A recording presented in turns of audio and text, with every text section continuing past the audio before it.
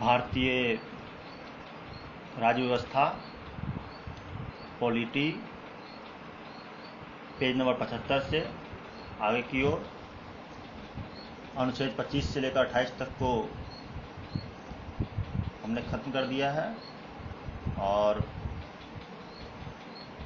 अब हम अनुच्छेद 29 से आगे बढ़ेंगे। जानते हैं अनुच्छेद 29 में क्या है। अल्पसंख्यकों के शैक्षणिक एवं सांस्कृतिक अधिकार। अल्पसंख्यकों के शैक्षणिक एवं सांस्कृतिक अधिकार, जो अल्पसंख्यक हैं उनकी शैक्षणिक और सांस्कृतिक अधिकार क्या है उसके बारे में जानते हैं। और अनुच्छेद 29 में यह उल्लेखित है कि नागरिकों के किन्हीं वर्गों को अपनी भाषा, लिपि एवं संस्कृति के संरक्षण का अधिकार होगा। अनुच्छेद 29 ये अधिकार देता है नागरिकों को कोई भी वर्ग हो, किसी भी वर्ग अपनी भाषा, लिपि, संस्कृति का संरक्षण का अधिकार होगा। भाषा का अभिप्राय पंजाबी, लिपि का अभिप्राय गुरुमुखी तथा संस्कृति के अंतर्गत खान पान पहनावे शामिल किए जा सकते हैं। भाषा का अभिप्राय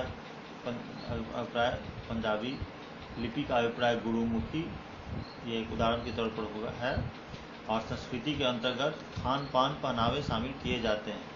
और इस अनुच्छेद में अल्पसंख्यक शब्द का प्रयोग नहीं है, ध्यान रखिएगा।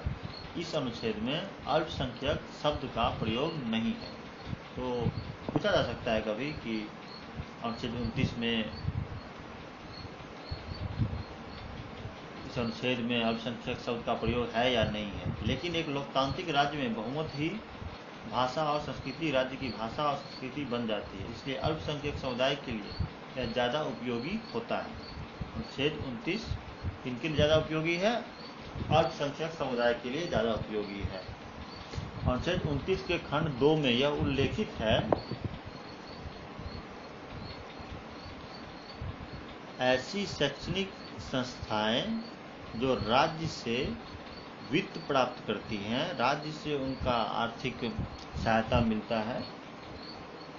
तो अनुच्छेद 29 के खंड 2 में ये जानकारी दी गई है कि ऐसी शैक्षणिक संस्थाएं जो राज्य से वित्त प्राप्त करती हैं, इनमें प्रवेश के लिए केवल जाति, धर्म, मूल, वंश, भाषा के आधार पर भेदभाव नहीं किया जाएगा। केवल जाति, धर्म, मूल, वंश, भाषा। आते हैं अगले अनुच्छेद की तरफ। अनुच्छेद 30 में क्या है? अनुच्छेद 30 में अल्पसंख्यक शब्द का प्रयोग किया गया है। अनुच्छेद 29 में अल्पसंख्यक शब्द का प्रयोग नहीं है और अनुच्छेद 30 में अल्पसंख्यक शब्द का प्रयोग किया गया, जिसके अनुसार भाषाई, धार्मिक अल्पसंख्यकों को अपनी रुचि की शिक्षण संस्थाओं की स्थापना एवं प्रबंध का अधिकार होगा। भाषाई या धार्मिक, भाषा के आधार पर भी और मजहब के आधार पर भी अगर कोई अल्पसंख्यक है तो उसको अपनी रुचि की शिक्षक संस्थाओं की स्थापना करने और उसके प्रबंध करने का अधिकार होगा। अनुच्छेद 30 में अल्पसंख्यक का अभिप्राय क्या है? अनुच्छेद 30 में जानते हैं, संविधान में अल्पसंख्यकों के 2 प्रकार के उल्लेख हैं, भाषाई या धार्मिक। परंतु संसदीय विधि के द्वारा अल्पसंख्यक आयोग अधिकार के अंतर्गत मुस्लिम, ईसाई, बौद्ध, जैन, पारसी, सिख को अल्पसंख्यक के रूप में स्वीकार किया गया है। अल्पसंख्यक के तौर पर स्वीकार किया गया है। ऐसे हैं 6, मुस्लिम, ईसाई, बौद्ध, जैन, पारसी, सिख 6 हैं। उच्चतम न्यायालय ने निर्णय देते हुए कहा कि अल्पसंख्यकों का निर्धारण राज्य स्तर पर होना चाहिए, क्योंकि भारत में राज्यों का निर्माण भाषाई आधार पर किया गया है। ठीक है। उच्चतम न्यायालय सुप्रीम कोर्ट ने निर्णय देते हुए कहा कि अल्पसंख्यकों के निर्धारण राज्य स्तर पर होना चाहिए, क्योंकि भारत में राज्यों का निर्माण भाषा के आधार पर किया गया है। तो अल्पसंख्यक का निर्धारण राज्य स्तर पर होना चाहिए। और यह उल्लेखनीय है कि नागालैंड, मिजोरम में ईसाई बहुमत में है। नागालैंड, मिजोरम में ईसाई अब बहुमत में आ चुके हैं, और पंजाब में सिख धर्म के लोग बहुमत में हैं, तथा जम्मू कश्मीर में मुस्लिम मजहब के लोग बहुमत में हैं। तो ये हम अनुच्छेद का 30 के बारे में जान रहे थे। अनुच्छेद 30 का पहला पॉइंट। अगला पॉइंट है अल्पसंख्यक शैक्षणिक संस्थाओं का अभिप्राय क्या है। अल्पसंख्यक शैक्षणिक संस्थाओं का क्या अभिप्राय है। वे शैक्षणिक संस्थाएं जो अल्पसंख्यक समुदाय के द्वारा स्थापित हैं, ठीक है। यदि अल्पसंख्यक शैक्षणिक संस्थाएं राज्य से वित्तीय सहायता प्राप्त करती हैं तो भी उनकी प्रकृति पर कोई प्रभाव नहीं पड़ेगा, क्योंकि अनुच्छेद 30(2) में यह उल्लेखित है। राज्य से अगर वो वित्तीय सहायता प्राप्त करती हैं तो भी उनकी प्रकृति पर कोई प्रभाव नहीं पड़ेगा, क्योंकि अनुच्छेद 30(2) में यह उल्लेखित है कि राज्य के द्वारा वित्तीय सहायता देने में अल्पसंख्यक शैक्षणिक संस्थाओं के साथ भेदभाव नहीं किया जाएगा। राज्य के द्वारा वित्तीय सहायता देने में अल्पसंख्यक शैक्षणिक संस्थानों को कोई भेदभाव नहीं किया जाएगा, उनके साथ भेदभाव नहीं किया जाएगा। अल्पसंख्यक शैक्षणिक संस्थाएं विज्ञान, प्रबंध एवं तकनीकी अध्ययन के लिए भी स्थापित की जा सकती हैं। अल्पसंख्यक शैक्षणिक संस्थाएं विज्ञान, प्रबंध एवं तकनीकी के अध्ययन के लिए भी की जा सकती हैं, केवल मजहबी तालीम के लिए ही नहीं बल्कि विज्ञान, प्रबंध एवं तकनीकी के लिए भी की जा सकती है। केवल भाषा और धर्म या संस्कृति के अध्ययन के लिए ही स्थापित नहीं होंगी, ठीक है। केवल भाषा और धर्म और संस्कृति के अध्ययन के लिए स्थापित नहीं होगी, बल्कि विज्ञान, प्रबंध और तकनीकी का भी इसमें जुड़ाव होगा।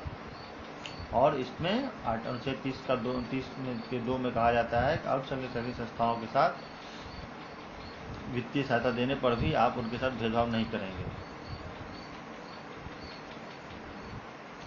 वित्तीय सहायता में कोई भेदभाव नहीं की जाएगी। अगला एक पॉइंट है स्थापना एवं प्रबंध का अभिप्राय।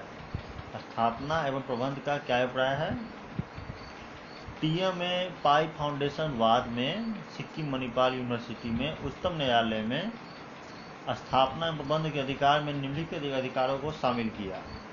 ध्यान रखिएगा, सिक्किम मणिपाल यूनिवर्सिटी टीएमए पाई फाउंडेशन वाद में सिक्किम मणिपाल यूनिवर्सिटी में जो है उसमें उच्चतम न्यायालय ने स्थापना एवं प्रबंध के अधिकार में निम्नलिखित अधिकारों को शामिल किया है, जो आपको जानने की जरूरत है। फीस निर्धारित करने का अधिकार, वो फीस का निर्धारण कर सकते हैं। शैक्षणिक संस्थाओं में अल्पसंख्यक छात्रों के प्रवेश की मात्रा का निर्धारण, शैक्षणिक संस्थाओं में अल्पसंख्यक छात्रों की प्रवेश की मात्रा कितनी होगी इसका निर्धारण वो कर सकते हैं। फीस के निर्धारण कर सकते हैं। ऐसा नहीं है कि जितना मन हो उतना अल्पसंख्यक सारे रह जाएंगे, उसका क्या क्वांटिटी होगा ये निर्धारण शैक्षणिक संस्था कर सकती है। ये टीएमए पाई फाउंडेशन वाद मणिपाल यूनिवर्सिटी में सुप्रीम कोर्ट ने दिया। और इसके साथ इंक्लूड किया शिक्षकों और स्टाफ को भर्ती करने की स्वतंत्रता होगी। इसमें ऐसा नहीं है कि आप इनको ले लीजिए उनको नहीं, शिक्षकों और स्टाफ को भर्ती करने की स्वतंत्रता होगी उनको। फीस के बारे में वो तय कर सकते हैं क्या फीस निर्धारित किया जाए, और शैक्षणिक संस्थाओं में अल्पसंख्यक छात्रों के प्रवेश की मात्रा कितनी होगी वो भी वो निर्धारित कर सकते हैं। इन संस्थाओं पर सरकार का नियंत्रण, इन संस्थाओं पर सरकार का क्या नियंत्रण होगा इसके बारे में जानने की चीज़ है। इसमें किस तरह का नियंत्रण है सरकार का। इन्हें फीस वसूलने का अधिकार है परंतु डोनेशन लेने का अधिकार नहीं है। फीस वसूलने का अधिकार है लेकिन डोनेशन लेने का अधिकार नहीं, क्योंकि शैक्षणिक संस्थाएं व्यावसायिक संस्थाएं नहीं हैं। शैक्षणिक संस्थाएं व्यावसायिक संस्थाएं नहीं हैं, इसलिए उन्हें फीस वसूलने का अधिकार है पर डोनेशन लेने का अधिकार नहीं है, क्योंकि शैक्षणिक संस्थाएं व्यावसायिक संस्थाएं नहीं हैं। शिक्षकों की न्यूनतम योग्यता का पालन करना पड़ेगा। शिक्षक की जब बहाली होती है तो उसमें योग्यता उनकी देखी जाएगी, जो न्यूनतम योग्यता उनको पालन करना पड़ेगा। एकेडमिक सत्र एवं एकेडमिक अर्हता के संदर्भ में भी इन्हें राज्य के निर्देश मानने होंगे। अकादमिक सत्र और उसका सत्र जो है और उसकी जो अर्हता है, इसमें कहा गया है कि अकादमिक सत्र एवं अकादमिक अर्हता के संदर्भ में भी इन्हें राज्य के निर्देश मानने होंगे। इससे अनुच्छेद 30 के बारे में हमें यह निष्कर्ष मिलता है कि मूल अधिकारों के अंतर्गत अल्पसंख्यकों को प्रभावी अधिकार उपलब्ध कराए गए हैं। ठीक है। मूल अधिकारों के अंतर्गत अल्पसंख्यकों को प्रभावी अधिकार उपलब्ध कराए गए हैं। इसलिए 93वां संविधान संशोधन के द्वारा 93rd अमेंडमेंट एक्ट के द्वारा प्रदान किए गए आरक्षण के दायरे से अल्पसंख्यक संस्थाओं को बाहर रखा गया है। 93वें संविधान संशोधन के द्वारा प्रदान किए गए आरक्षण के दायरे से अल्पसंख्यक को उस आरक्षण के दायरे में अल्पसंख्यक संस्थाएं नहीं आती हैं। ठीक है। तो हम पहुंच चुके हैं